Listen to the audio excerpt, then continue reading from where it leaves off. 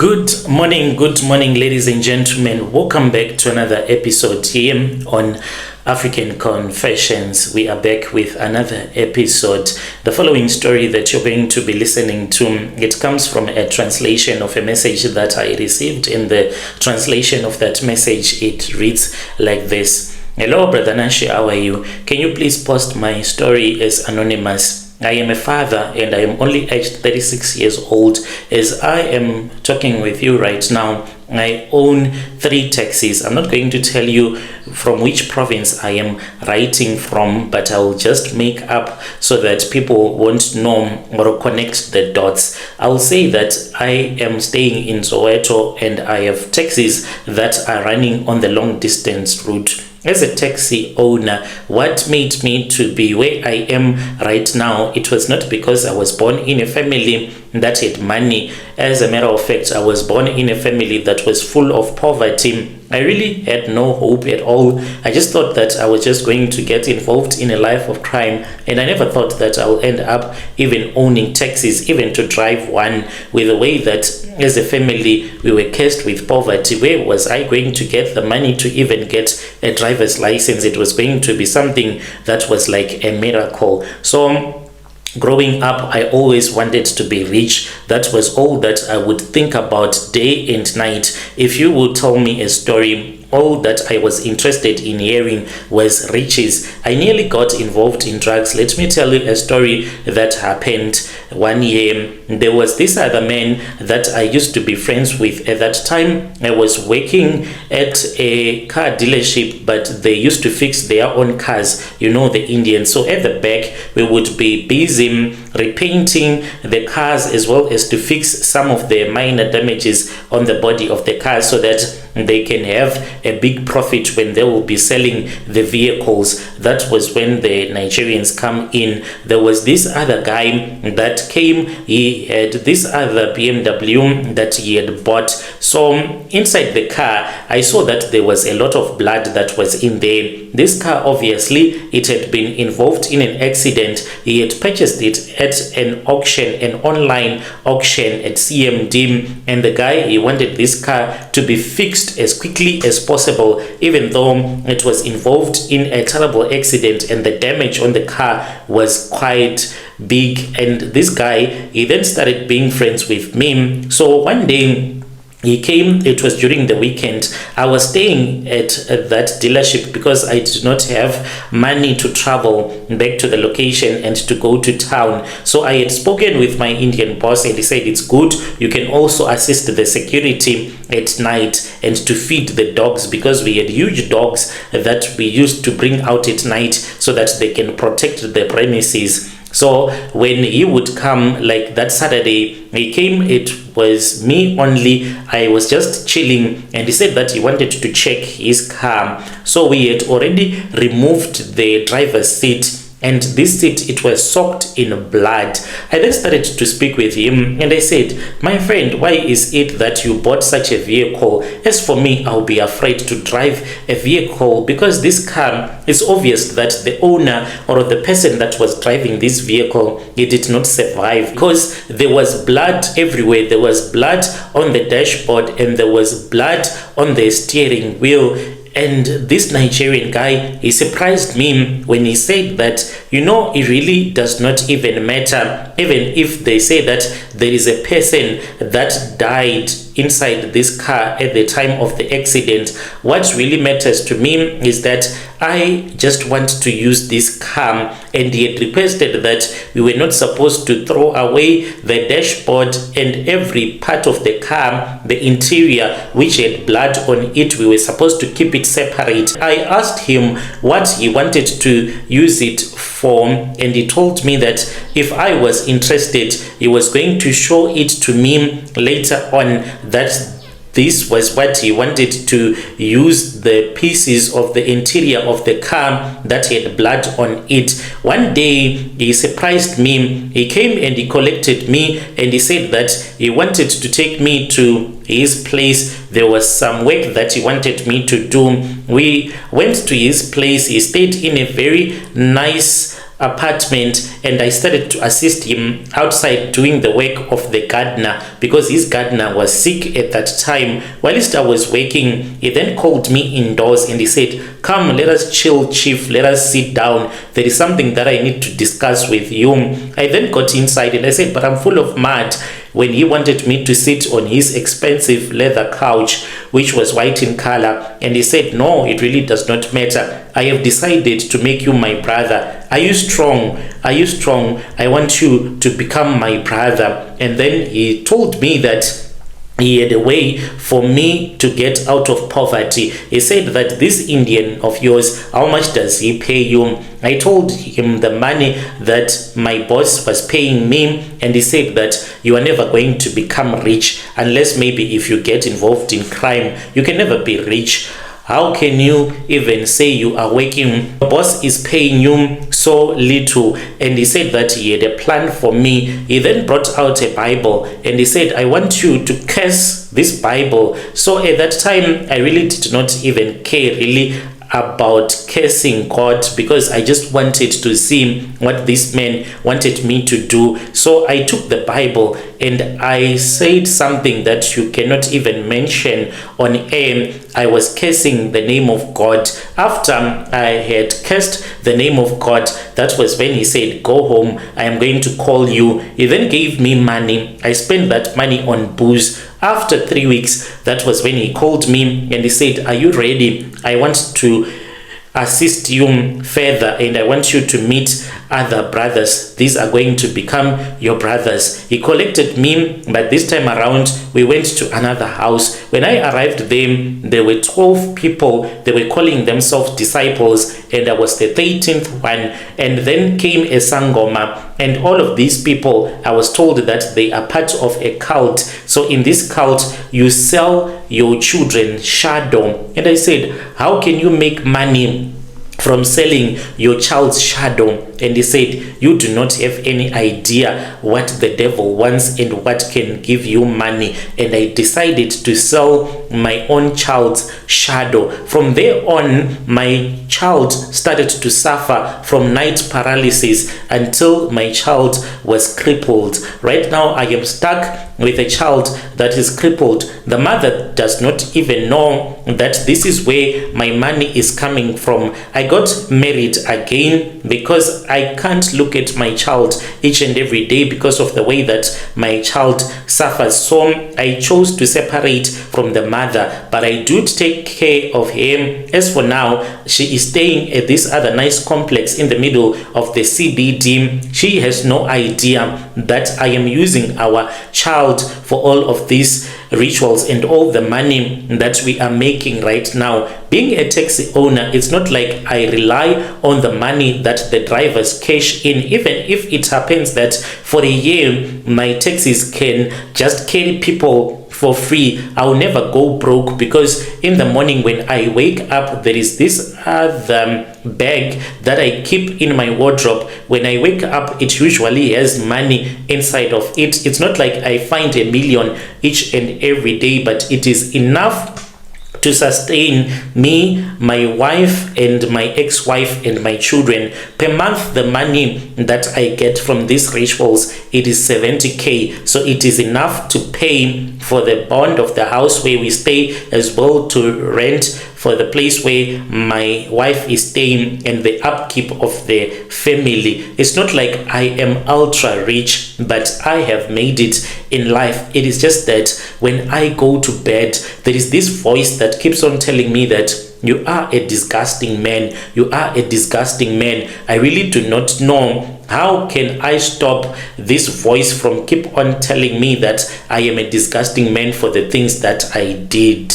And it is not an easy thing to always hear voices accusing you. I don't know if this is the voice of the devil or if it is the voice of the Holy Spirit. The other thing is that I am not allowed to go wherever I want to. My wife and my other kids that I had with my second wife, they can go on a vacation, they can go to Europe, but I'm not allowed to leave the borders of South Africa. Otherwise, the rituals that I did, they won't have power, and my child will get healing. So I have to be in South Africa always, otherwise my charms will stop working. Right there was a message that was sent to me by one of our dear brother. That was a translation. Strange things indeed, they do happen in this world.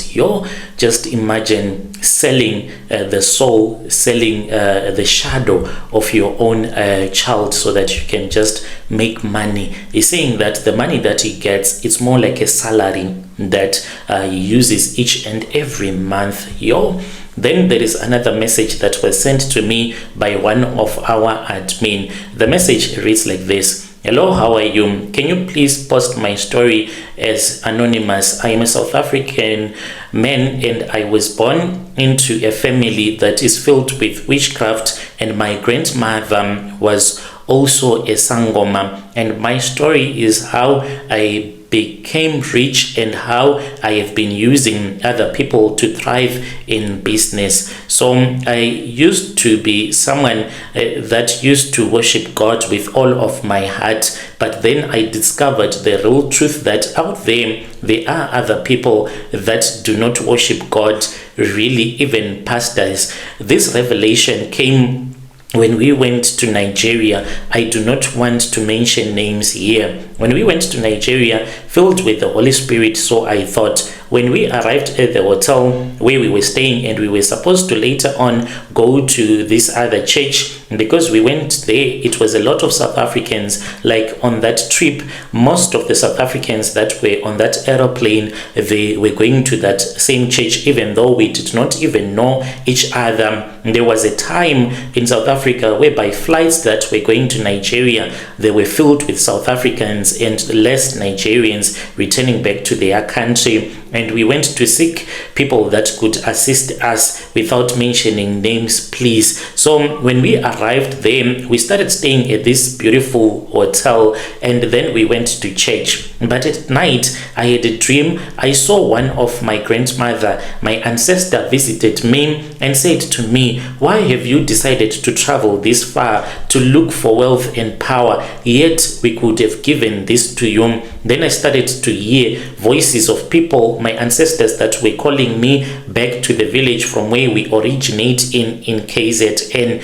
I was supposed to go there. That was where I was going to get my wealth. When we finally went to church, I kept hearing someone that was telling me that it is fake, it is fake, it is fake. Even when the pastor was busy preaching and praying for people, I kept on hearing a voice that told me that everything that I was looking at, it was just drama. It was just there to convince people so that people can come to that church. I then returned back to my country without even getting what I wanted. I wanted wealth from that man because I thought that his prayers were too powerful and he was going to provide me with the wealth that I wanted. But returning back to South Africa, I was even more disappointed. So I became desperate. I went to each and every church. You mentioned many churches in South Africa, your ZCC, your Shembe, even your Pentecostal churches. I went there with only intentions of getting rich. And when I would go to a church, they would even tell me that the request that I have, they cannot fulfill that kind of a request because they could not do those rituals that I wanted them to do for me. I wanted to be ultra rich. I wanted to own a thriving business. I wanted to have a beautiful home, to have healthy children, and I wanted dark power that could help me. Until one day I convinced this other man. I had been dating him. He was a prophet from a certain church. So this traditional church that I won't mention by name, I started to date that prophet because I said, if I cannot get a person to tell me how I can get all of this wealth doing ukutwala, maybe if I sleep with a prophet in between the sheets, he can tell me if it is for real or not for real. That prophet then told me that if I can have access to powerful sangomas, especially from Mozambique, they can assist me. So finally he told me that he knew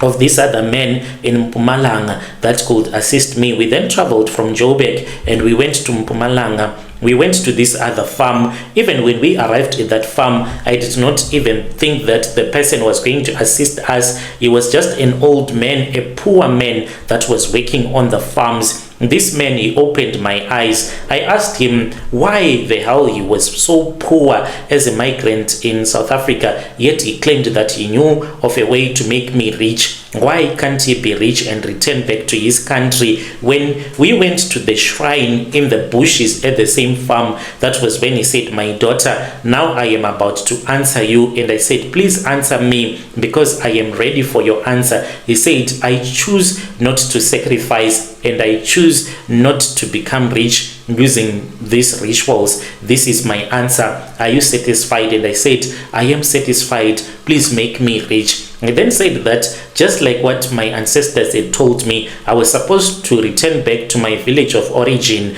in KZN, and there was a cave. We were supposed to climb up this other mountain where one of my great grandfather was buried. His bones were still in that cave. We were supposed to take just a little bit of his bones, crush them, and this was what we were supposed to use in the ritual. I had to raise money.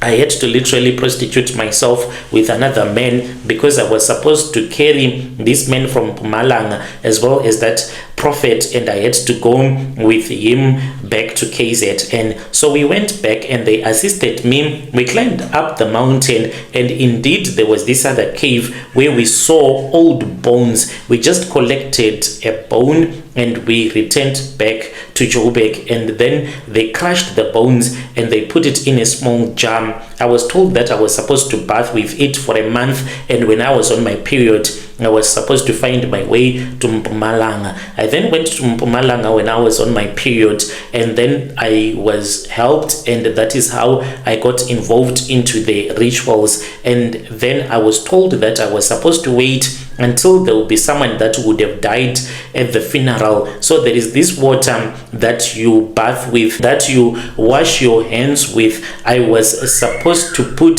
the ashes of those bones that I had went with to Mpumalanga, and they had burned them, and I was supposed to put it into the drum that had the water, and no one was supposed to see this. I did this, Brother Nashi, and I was so active at my auntie's funeral, making sure that I cook, and I was everywhere because I wanted the chance to put the ashes in there, and I did so. And then I took the water and I made sure that I made people to wash their hands, as many as I could, those that were gathered at my auntie's place for her funeral. And as the people were eating, then I was able to harvest their souls. And after that, I returned back to Mpumalanga. When I returned back to Mpumalanga, that was when I was told the true rituals that were going to sustain my wealth. So the women in my family, my cousins, my nieces, almost everyone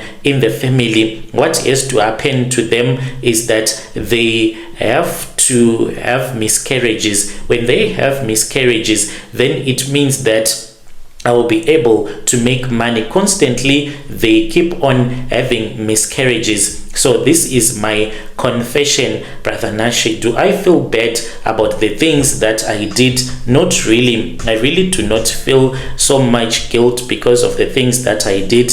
It just happens in life, and I did what I did because I wanted a life that was full of comfort. So in the family, if you want kids, if you are a woman, you are supposed to have at least a miscarriage before you can be able to hold a child in your hands. All the women in the family, they have had miscarriages, and the blood of their fetuses, the blood, it comes into this other clay pot that I do have. This clay pot, I keep it in my house, and if you post my story, you will tell me, then I will follow in the comment section. I know that people, they're going to be judgmental, but this is my own confession. And to those that judge me, you can judge me as much as you can. And I have reached a point in my life where it's like I don't really care, because I have done so much damage in the family. Sometimes what happens is that one of my sister or my cousin's sister, after she would have a miscarriage, she will be unable to conceive for the rest of her life. I'm such an evil person, brother. Dear listeners, right there was a message that was sent to me by one of our dear sister. Strange things indeed they do happen in this world, using your own relatives so that you can maintain your wealth. Then there is another translation that I want to share with you. The message, it reads like this. There is a text that I was sent by my blesser. I sent this text. It was last year after we had met. I then asked for money and I said, can you borrow me some money? I need to buy my child something so that we can have something to eat, and I don't have electricity as well. And he texted me and he said, if you want money, babe, you have to know that there are other things that I'm going to require from you so that I can give you money. He meant that if I wanted his money, I was supposed to play with a snake, and I have been playing with that snake since last year, and now I am dying slowly. I am preparing to die as I am speaking with you right now. I even tried to commit suicide, but he told me that you cannot die before your time. It is impossible. You will call me Lerato, and I am at 29 years old. I am writing this because I am tired, not just physically. My body is too tired, and I can't continue living anymore. Spiritually, so I am too tired.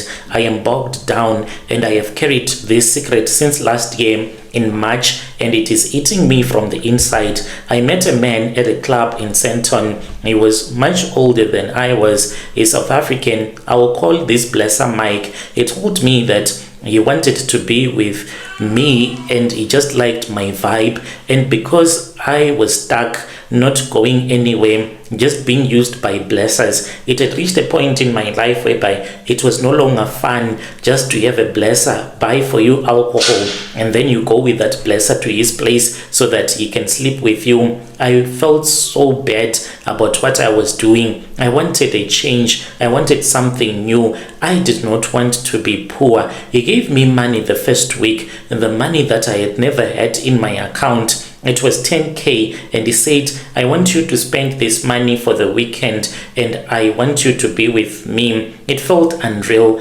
After 2 months of dating, he then started changing. Like, he kept on telling me about his closely that required him not to give people money as much as he wanted to. Then when I told him that I wanted money, that was when he said, you know, you have to do this. I went to his place to know more, and he said, Lerato, there is something that I need to tell you, the truth about my money. It hurts me each and every time when you beg for money. I know that you are broke, you are poor, you do not have money, but you cannot expect me to give you money as if I sell drugs. I'm not a fraudster. I am someone that hustles hard for this money. He then said to me, are you ready for the truth? And I said, I am ready. Please tell me what went wrong. He said, I killed my wife 3 years ago in a money-making rituals. She was the sacrifice that opened my wealth. I froze when he told me this. He told me everything, how they had used their blood,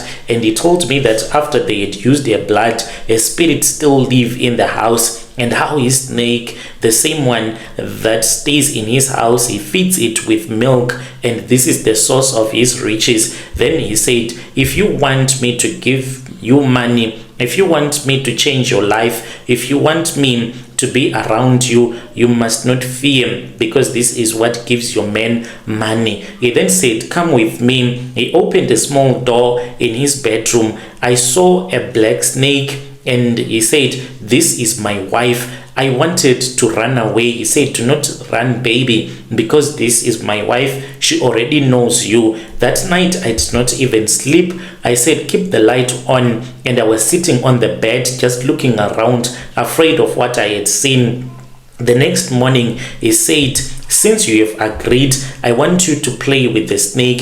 He then taught me how to play with the snake. This is how I have been playing with the snake since last year, just that now I am too sick and too weak to go to his place. I think that he has a new girlfriend.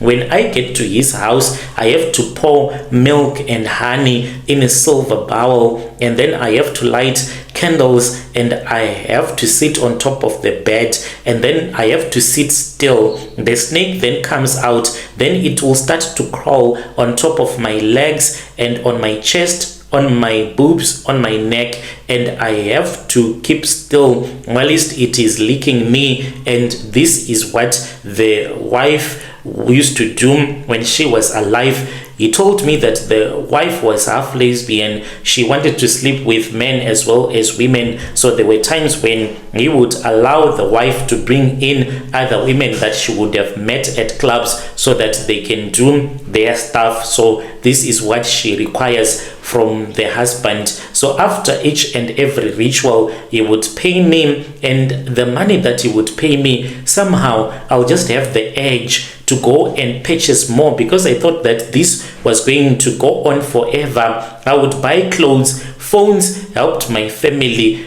and they thought that God was doing something that was amazing in my life, and I knew that this was not God. Now a year later, I am sick, I can't eat. When I try to eat, I vomit blood sometimes. At night, I always feel that there is something that is always moving underneath my skin, just underneath my skin. And when I go to bed, my dreams are full of snakes and witch doctors. I have tried to go to different doctors, but they can't find help. The worst part is that last year I made money. I had money that I had saved in my ABSA account, which was 300,000 rands that I had saved. I wanted to start a business this year. That money is gone. You know where it has gone to? It has been used for my treatment, because going to the government hospital, it is a waste of time with the way that I will be feeling pain. You can say, how about you just ignore and just use the treatment that you are being given at the government hospital.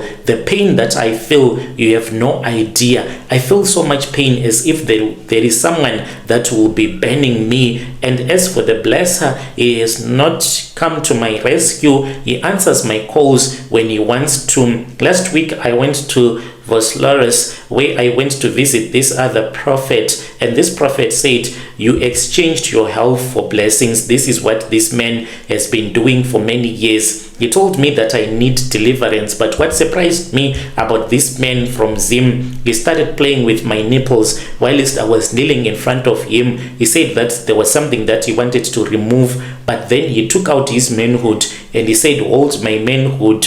I thought that it was the Holy Spirit, as he had told me. I held on to his manhood, and he said, play with it. As he was playing with my nipples, he kept on touching me whilst I was busy jacking him off until he was done. That was when I realized what had happened. This man, he had just forced me to have oral sex with him, and it was not cool. I got out of his shrine. I even threatened to report him, but I got scared because I felt so much dizzy when I wanted to go to the police station. I knew that it was a warning that he had sent to me if I wanted to report to him. Hence, I have come here. If there is someone that knows where I can find help, I am looking for South African pastors. I'm sorry to say this. I can't accept the help from prophets from outside of the country because I'm scared to go through that same process of being forced to do the things that I had to do because of that prophet. He said, this is the only way that I can cure you. I need help from a pastor. I'm scared. I am traumatized about prophets right now and sangomas, especially if they are male. So if there is anyone who knows a pastor around Joburg, even a church that can assist me, I will be grateful. I am willing right now to even go on camera to confess the things that has happened to me, but I don't want to be used just for views on camera. I want real help for people that can really pray for me and they can assist me so that I will stop getting sick. I am tired. I don't have money anymore. When I get sick, you will feel sorry for me. It will be as if my skin is burning, as if I have been toasted into the microwave and I can't feel okay after I would have bought this expensive medication. I don't have any medical plan. Maybe if I had one, it was going to assist me. Dear listeners, right there was a message that was sent to me by one of our dear sister. Yo, strange things indeed, they do happen in this world. Can you imagine? Let us try to assist them in the comment section. Hey,